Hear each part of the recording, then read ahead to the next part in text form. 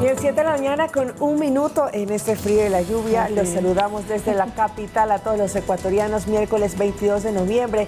Bienvenidos a la emisión matinal de Noticias 7. Los invitamos para que nos sigan a través del telégrafo.com.es, ecuadortv.es, que nos escuchen en el dial de Pública FM y nos sigan a través de nuestras redes sociales. Buenos días, Andrea, ¿cómo estás? Hola, ¿qué tal, Meche? Amigos quienes nos sintonizan a esta hora de la mañana, como tú le dices, lluvia en la capital, toda la noche estuvo lloviendo y además hace un frío que realmente hay que tomar las debidas precauciones, sobre todo en las vías, porque con esta lluvia se producen muchísimos accidentes de tránsito, así que por favor tomen las debidas precauciones. Del día de hoy estaremos conversando de lo que ha ocurrido en la Asamblea Nacional en estos últimos días. Hay procesos que están pendientes de que se van a elevar al Consejo de Administración Legislativa para saber cómo se continúa, porque ya no hay los asambleístas o ya no están los asambleístas interpelantes que estuvieron en el periodo pasado. Así que veremos qué es lo que ocurre dentro del legislativo, pero hoy iniciamos con buenas noticias, no para muchos, pero buenas noticias, Meche. Buenas noticias con el resultado, porque hay muchos comentarios del desempeño de la selección ecuatoriana la noche de ayer. Mili Zambrano está con nosotros, iniciamos con los deportes. De regreso con más información, 7:21, la Comisión de Fiscalización de la Asamblea Nacional solicitó información del estado de 5 juicios políticos que quedaron pendientes tras la aplicación de la muerte cruzada. Además, se analizará la situación en los sectores eléctrico, gestión de riesgos, petrolero y salud.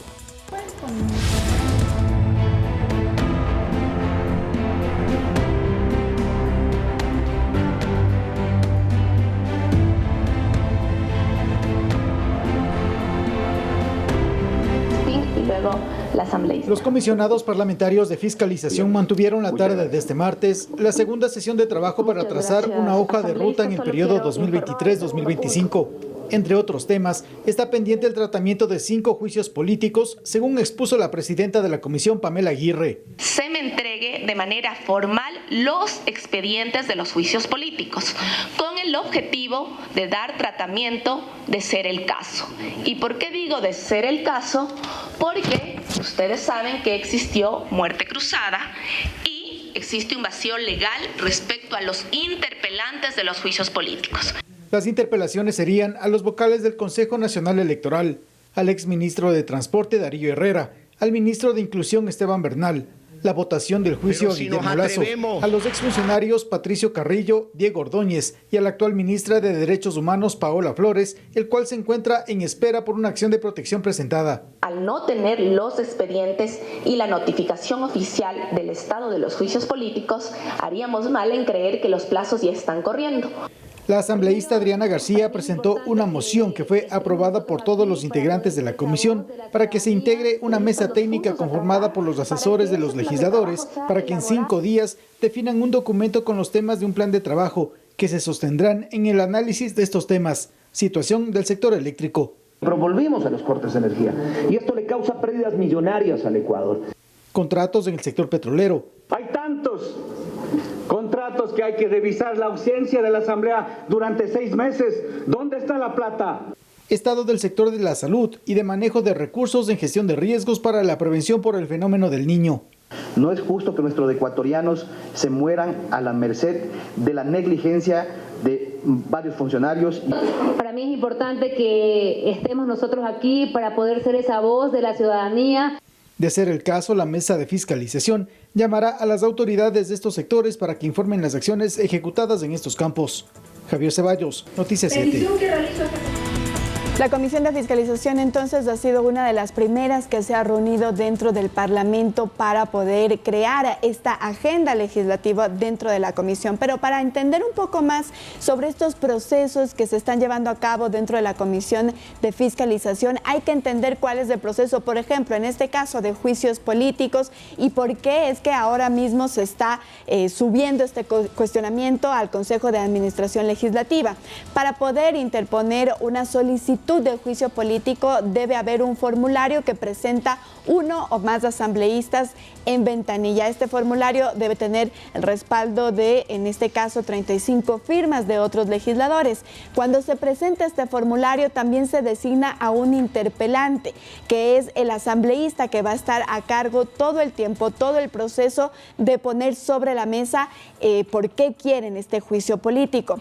Cuando hay la muerte cruzada, evidentemente hay interpelantes que no fueron reelectos para esta nueva asamblea, y es por eso que se tiene que saber qué es lo que va a ocurrir con todos estos juicios políticos que están a la cola. Pero no solo eso, sino también se tiene que saber cuál es el paso o cuál, digamos, es el caso de cada uno de ellos. Porque luego de poner este formulario se sube al CAL, digamos, de esta solicitud, el CAL debe aprobar, de aprobarse vuelve a la comisión de fiscalización, en la comisión de fiscalización debe haber un informe y luego ese informe pasar al pleno y en el pleno haber 2 debates para su votación y posteriormente, en caso de así requerirlo, enjuiciar políticamente a un funcionario. Todo ese procedimiento debe estar contemplado ahora en el análisis que realicen los miembros del Consejo de Administración Legislativa. Lo mismo ocurre en otras instancias, en otras comisiones, Michelle. Así es, se quedan pendientes entonces la revisión de esos 13 juicios, principales 5 que están pues de mayor importancia. Pero en cuanto a las amnistías, por ejemplo, la Ley Orgánica de la Función Legislativa establece procedimientos para el trámite de proyectos de ley y resoluciones en la Asamblea. Para el caso de solicitudes de amnistías para delitos políticos por razones humanitarias, se requieren como mínimo 92 votos para su aprobación. En la Asamblea, con la aplicación de la muerte cruzada, varios asuntos quedaron pendientes. La presidenta de la Comisión de Garantías Constitucionales, Paola Cabezas, se refirió a lo que está en espera en la mesa parlamentaria que dirige. Entre otros temas, hizo referencia a la solicitud de amnistía para el ex canciller Ricardo Patiño, quien está procesado por el delito de instigación, supuestamente cometido en el paro de octubre del 2019, durante el mandato del expresidente Lenín Moreno, al emitir declaraciones relacionadas a motivar a los manifestantes hacia una resistencia combativa. Cabezas, sobre este tema, señaló lo siguiente. No es darle celeridad a algo que nos beneficie o que nos perjudique. Tenemos que recibir todo lo que nos ha llegado. Y que, de ser el caso, el Pleno de la Asamblea deberá pronunciarse. Veremos si existen los votos o no para esas que están todas las amnistías que tenemos por tratar dentro de la comisión. Roger Celi, coordinador del Observatorio Legislativo, precisó que la Ley Orgánica de la Función Legislativa establece un procedimiento que obligatoriamente debe cumplirse. Primero, todo lo pendiente debe evacuarse. Y la Ley Orgánica de la Función Legislativa establece plazos fatales para el cumplimiento de las solicitudes en esta materia. De lo contrario, podrían caer en un incumplimiento de funciones y podría ser esto revisado por la Corte Constitucional, por ejemplo. Segundo, si cualquier solicitud de amnistía supera todos los procedimientos previos, en el Pleno se necesitan 92 votos como mínimo para aprobarla. ¿Hay condiciones para ello? Yo diría que hay muy pocos o muy pocas bancadas de donde se pueden buscar apoyos para una solicitud de este tipo. En el Parlamento, nada se resuelve por voluntad del presidente o presidenta de cualquier comisión o por voluntad de cualquiera de sus integrantes. El Pleno tiene la última palabra. Javier Ceballos, Noticias 7. Cambiar de tema porque la CONAIE, a través de su brazo político Pachacutic, anunció que presentarán un proyecto de ley de consulta ambiental a la Asamblea Nacional. Esto después de que la Corte Constitucional rechazó el decreto 754 sobre el mismo tema que había emitido el presidente Guillermo Lasso. Hace pocos días, la Corte Constitucional echó abajo el decreto 754 emitido por el presidente Guillermo Lasso, que daba paso al proceso de consulta ambiental para proyectos de extracción minera y del sector productivo. La CONAIE reaccionó a este fallo este 21 de noviembre. Esto sin duda es un triunfo importante de la lucha de los pueblos. La Corte asegura que el decreto es inconstitucional porque transgrede el principio de reserva de la ley y además confunde los derechos a la consulta ambiental ciudadana, previa, libre e informada de los pueblos y nacionalidades. Nos mantendremos firmes en la defensa de los territorios, de la naturaleza, de la agricultura, del agua y de la vida. Además, los magistrados resolvieron que el decreto esté vigente hasta que la Asamblea, en un plazo de 1 año, emita una ley de consulta ambiental. La Corte Constitucional debería declarar totalmente la inconstitucionalidad y simplemente no dejar alguna interpretación. Por ello, desde la CONAIE, a través de su brazo político Pachacutic, se anuncia que construirán un proyecto de ley sobre este tema para presentarlo al legislativo. Y exhortamos a la Asamblea Nacional a dar trámite con celeridad y responsabilidad. Sin embargo, dicen que todas las licencias entregadas en base a este decreto hasta el momento son ilegales. Cualquier intención de avanzar con los proyectos deben empezar desde cero, en lo referente a la consulta previa o ambiental. Si las empresas pretenden continuar actuando en base a un decreto inconstitucional, actuaremos en base al derecho a la resistencia. Según la Corte Constitucional, las personas que deberán ser consultadas deben ser habitantes de la zona que resulten afectadas, directa o indirectamente. Edison Saavedra, Noticias 7. Bien, entonces para poner un poco en contexto, en este año se emitió de parte del Gobierno Nacional este decreto 754 que decía que se podía iniciar con esta consulta ambiental, que no es lo mismo que la consulta previa e informada que deben tener las comunidades indígenas. Se había puesto en un stand-by a este decreto firmado por el presidente Guillermo Lasso porque la Corte Constitucional decía pues que lo quería analizar. El pasado 17 de noviembre se ha dicho que se va a dejar, digamos, este decreto no insubsistente, es por eso que Pachacutic está dando sus declaraciones, sino que va a seguir funcionando con este decreto la consulta ambiental, pero lo que ha dicho la Corte Constitucional es que desde la Asamblea Nacional se debe aprobar un reglamento que detalle de manera específica cómo se realizará la consulta ambiental. ¿Por qué es tan importante esta consulta ambiental? Porque esto previamente, digamos, después de la consulta ambiental se puede dar estas licencias ambientales a varios proyectos mineros. Eso es lo que están esperando entonces, tanto empresas privadas como las comunidades para ver en cómo queda, digamos, o cómo quedan estos parámetros específicos para poder realizar la consulta ambiental. Es por eso que el brazo legislativo, si se quiere, de la CONAIE, Pachacutic, ha dicho que en los próximos días ellos podrían presentar incluso reformas o la propuesta para que esta consulta ambiental tenga detalles específicos. Que se vaya a dar esta consulta ambiental. Con esto nos vamos a una pausa, 7 de la mañana, 47 minutos y regresamos con más. De regreso con más información, 7:50. Ya se conoció la primera renuncia del gabinete del presidente Guillermo Lasso y es Pablo Arosemena. Él renunció a su cargo de ministro de Economía y Finanzas. La noticia se conoció este martes 21 de noviembre a través de su equipo de prensa. Arosemena asumió esta cartera de Estado en julio del 2022 y estuvo al frente durante 16 meses. Su salida se da a 2 días de la finalización del gobierno del presidente Guillermo Lasso, ya que la posesión de Daniel Noboa será este jueves 23 de noviembre. Sin embargo, su equipo señaló que trabajará hasta el miércoles 22 de noviembre. Arosemena es economista, se ha desempeñado como gobernador de la provincia del Guayas, presidente de la Cámara de Comercio de Guayaquil y de la Federación de Cámaras de Comercio del Ecuador.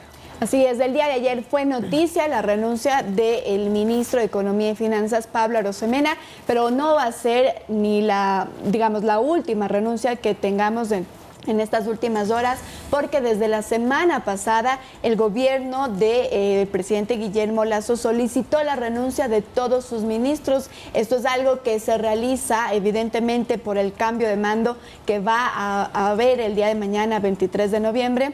En donde Daniel Noboa, el presidente electo, ya será posesionado y con eso también tendrá que presentar a su nuevo gabinete, es decir, a las autoridades que lo acompañarán por el próximo año y medio. Así que no es de sorprenderse, lo que sí sorprendió es que era el primero del que nos enterábamos, digámoslo así.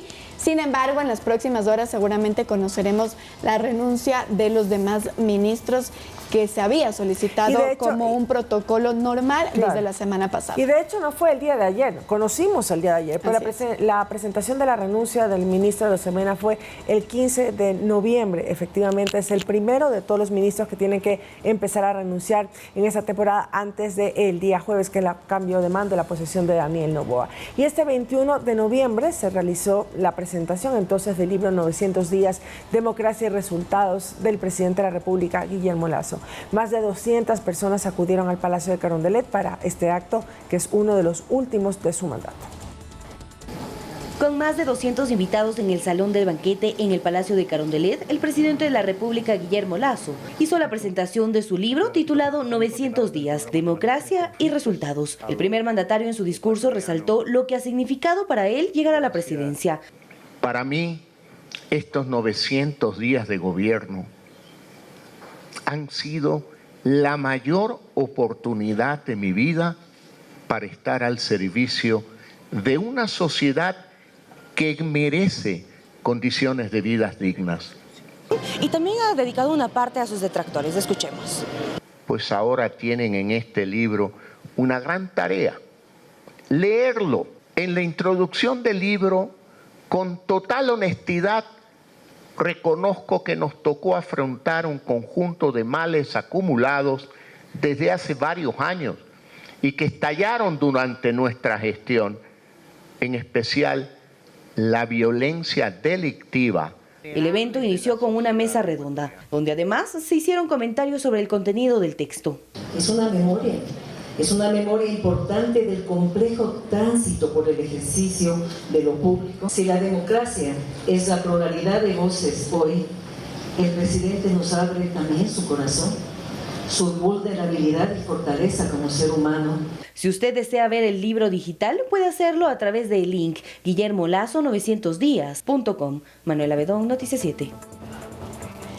Muy bien, y con estos últimos actos nos recuerda entonces que el día de mañana, jueves 23 de noviembre, será la posesión oficial de Daniel Noboa. Nosotros estaremos con un equipo completo desplegado en la Asamblea Nacional, en donde se llevará el acto oficial. Se tiene previsto que haya alrededor de 800 personas invitadas dentro. Esa es la capacidad que tiene el Pleno de la Asamblea Nacional, en donde se realizará este evento. Desde las 9 de la mañana nosotros tendremos una previa en colaboración con TC Televisión y Gama para llevarles a ustedes todos los detalles, además de las plataformas de redes sociales, e incluso en El Telégrafo estaremos con esta transmisión especial para contarles quiénes llegan, cuál es el discurso, qué se ha preparado e incluso los retos a los que se enfrenta el nuevo presidente Daniel Noboa. Bueno, y pendientes de toda la programación el día de mañana entonces de Ecuador TV a través de la señal de nuestra estación de Pública FM y de nuestras plataformas digitales.